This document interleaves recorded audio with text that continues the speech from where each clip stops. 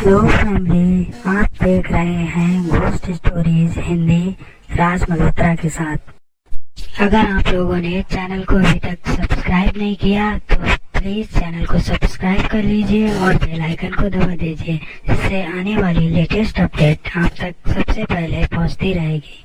तो चलिए बढ़ते हैं आज की कहानी की तरफ।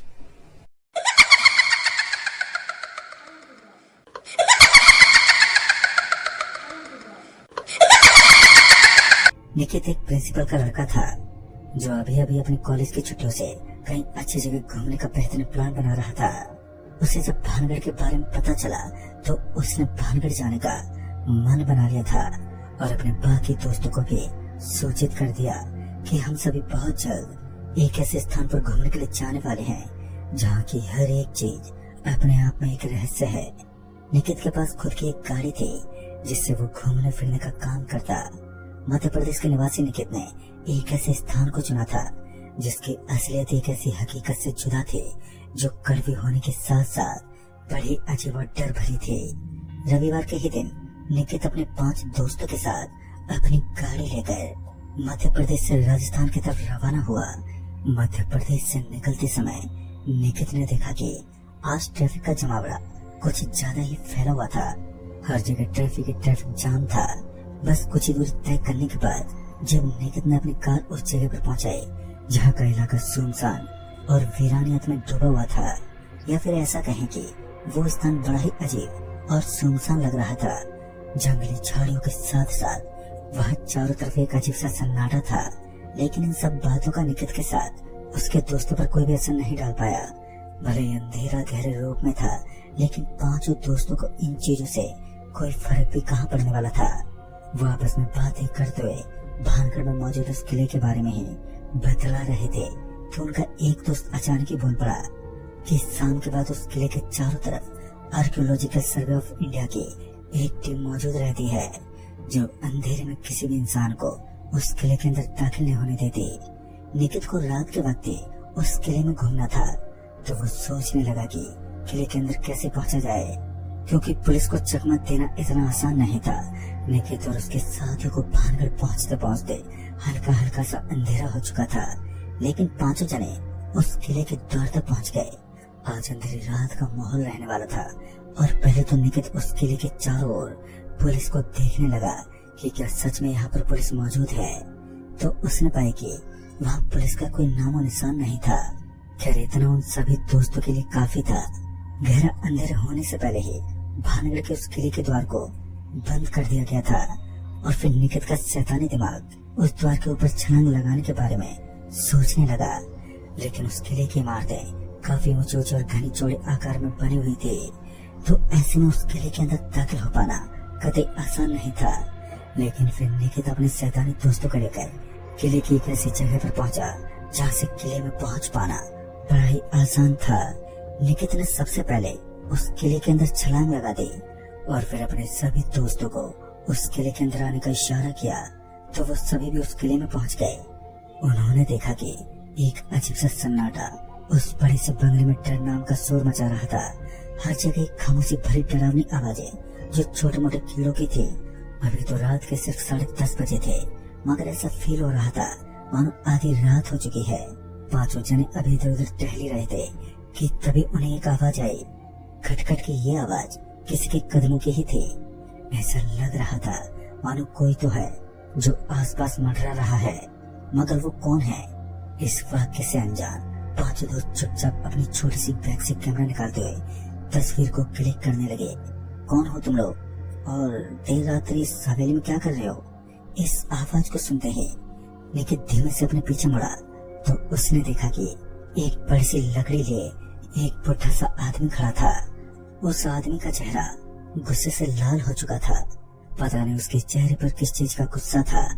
उस आदमी ने निकित को यहाँ से भागने का इशारा किया, पर पहले तो निकित उस आदमी की बातों को समझ ही नहीं पाया। बाद में उस आदमी ने कहा, अगर तुम्हें अपनी जान की थोड़ी भी परवाह है तो तुम्हें यहाँ से निकल जाना चाहिए। शायद तुम नहीं जानते हो, इस हवेली का नाम सिर्फ दहशत के नजरिए से देखा जाता है। निकित अभी भी उस बूढ़े शख्स की बातों को समझ नहीं पाया, लेकिन उस बूढ़े की बातें सुनकर निकित तुरंत अपने दोस्तों को लेकर तुरंत ही उस हवेली से निकल गया। आज निकित का दिल और भी बेचैन होने लगा इस बात को लेकर कि आखिर इस हवेली के अंदर ऐसा क्या है जो उसे इतना खौफनाक बनाती है, और वो बुढ़ा कौन था जिसने उसे और उसके सारे दोस्तों को वहाँ से भगा दिया। निकित इस बात को जानना चाहता था, जिस कारण वो एक रात के लिए उस हवेली के करीब कैंप लगाकर वहीं विश्राम करने लगा। सभी दोस्त वहीं कैंप लगाकर आराम से सोने लगे। लेकिन जब एक बार फिर सुबह का वक्त हुआ तो उन्होंने देखा कि उस हवेली के अगल बगल में उन्हें कोई बुढ़ा आदमी दिखा ही नहीं। चारों तरफ एक गहरा सन्नाटा पसरा हुआ था। हालांकि अब वो वक्त हो चुका था जब लोग उस हवेली के आसपास घूमने के लिए पहुंचे थे। निकित भी दिन के जोरदार उजाले में उस हवेली के अंदर दाखिल हुआ तो उन्हें अफसोस तो इस बात का हो रहा था कि उस बंगले की सीमाओं से दूर दूर तक किसी भी बुरे आदमी का कोई ठिकाना न था। निकित के मन में ये बात खटक रही थी कि वो आदमी कौन था जिसने रात के वक्त उस हवेली से बाहर भेज दिया था। चारों तरफ एक गहरा सन्नाटा पसरा हुआ था। हालांकि अब वो वक्त हो चुका था जब लोग उस हवेली के आसपास घूमने के लिए पहुंच चुके थे। निकित भी दिन के जोरदार उजाले में उस हवेली के अंदर दाखिल हुआ तो उन्हें अफसोस तो इस बात का हो रहा था कि उस बंगले की सीमाओं से दूर दूर तक किसी भी बुजुर्ग आदमी का कोई ठिकाना न था। निकित के मन में ये बात खटक रही थी कि वो आदमी कौन था जिसने रात के वक्त उस हवेली से बाहर भेज दिया था। एक बार फिर निकित ने अपने आप को रात के वक्त उस हवेली के अंदर जाने का सुझाव दिया, क्योंकि वो उस हवेली की सच्चाई के बारे में ही तो जानने के लिए यहाँ पर पहुंचा था। फिर जब उसके दोस्तों ने रात में क्लिक की गई तस्वीर को चेक किया तो उन्हें पता चला कि उनमें हर तस्वीर के अंदर एक बूढ़ा आदमी नजर आ रहा था, जो सच में एक ताजुब की बात थी। और ये बूढ़ा शख्स कोई और नहीं बल्कि वही आदमी था जिसने उस निकित के साथ उसके समस्त दोस्तों को वहां से भगा दिया था।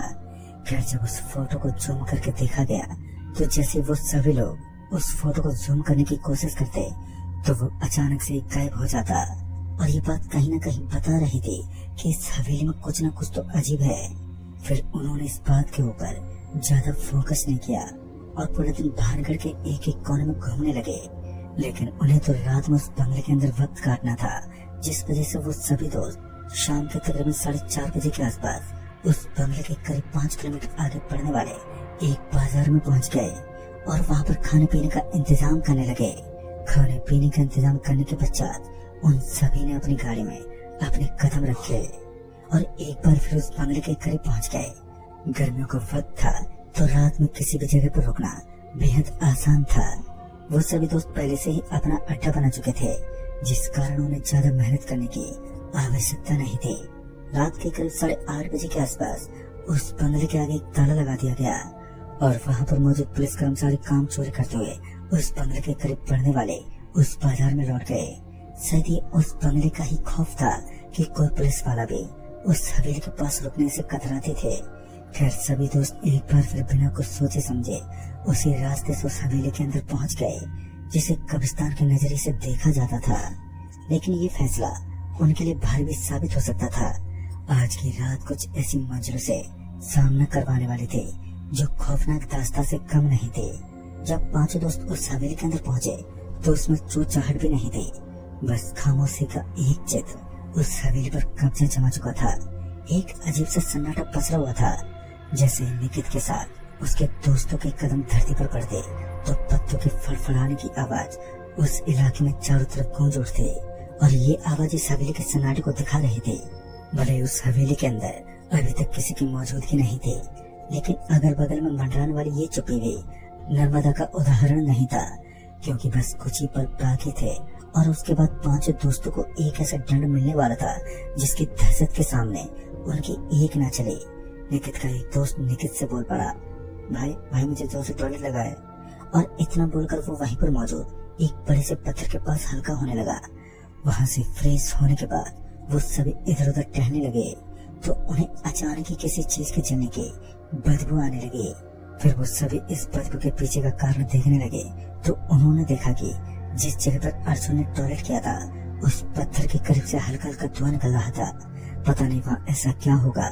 और यही सोचते सोचते सारे दोस्त जब उस पत्थर के एकदम करीब पहुंचे तो उनकी आंखों के सामने एक ऐसा डरावना नजारा प्रस्तुत था जिसकी कड़वी सच्चाई निकित के साथ उसके सारे दोस्तों के पसीने छुड़ाने के लिए कायम थी, क्योंकि अब की बारी निकित को देखना था कि उस पत्थर के बिल्कुल बाईं तरफ एक बूढ़ा आदमी बैठा हुआ था और उसकी खोपड़ी के अंदर से धुआं निकल रहा था।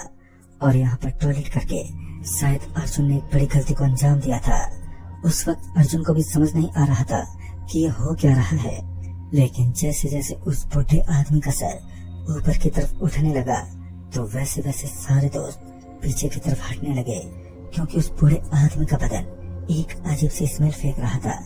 उसके अंदर से आने वाली ये बदबू बड़ी ही गंदी थी, जिस कारण सारे दोस्तों को उल्टियां होने लगे। और अब उन सारे दोस्तों को ये बात अच्छे से मालूम पड़ चुकी थी कि उनके सामने खड़ी ये मुसीबत कोई सामान्य इंसान नहीं है। तो उन्होंने उसी वक्त एक तेज तर्रार दौड़ लगा दी।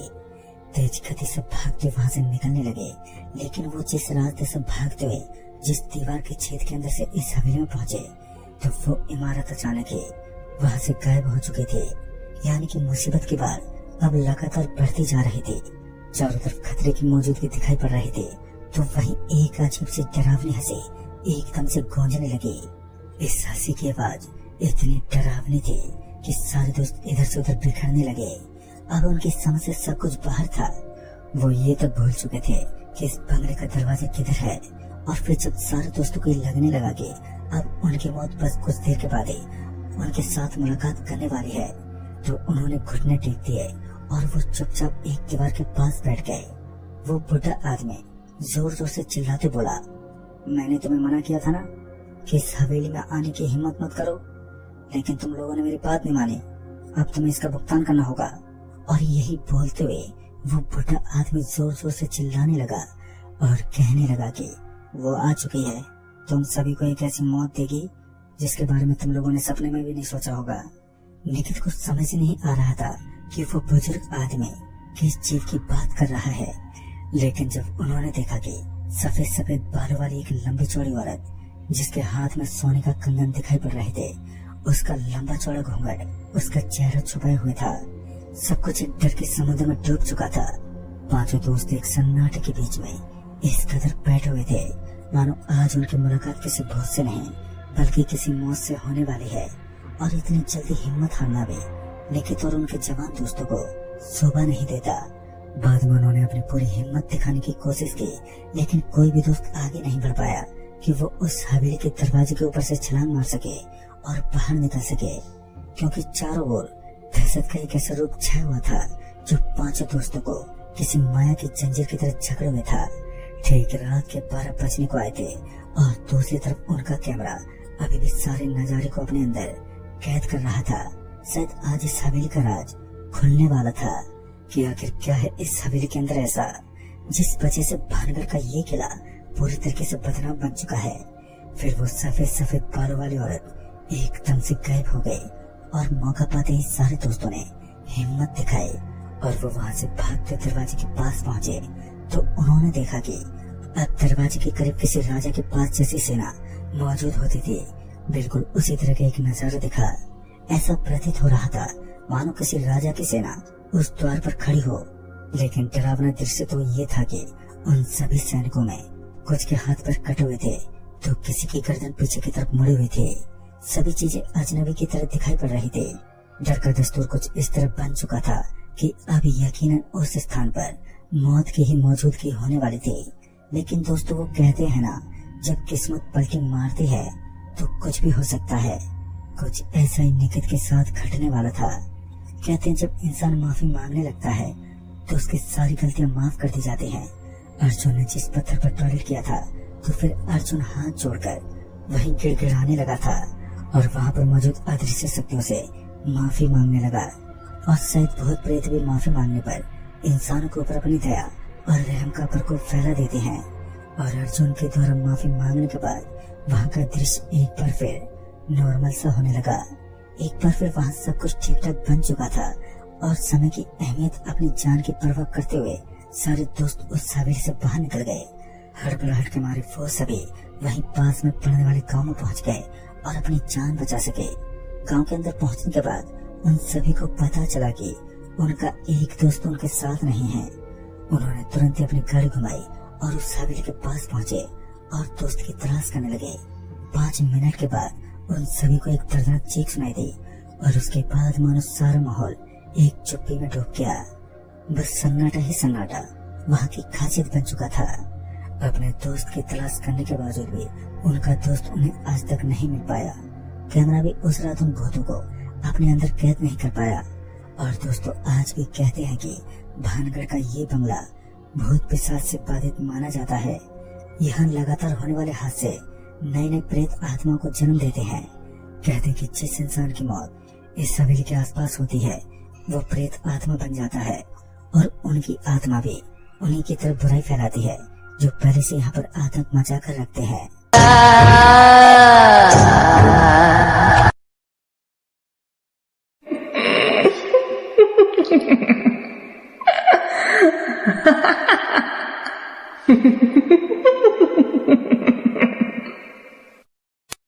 तो दोस्तों, आपको आज की कहानियाँ कैसी लगी प्लीज कमेंट करके बताइए और नई नई अपडेट देखने के लिए प्लीज चैनल को लाइक, शेयर और सब्सक्राइब कीजिए। चैनल से जुड़े रहने के लिए और वीडियोस को देखने के लिए आप सभी लोगों का बहुत बहुत धन्यवाद।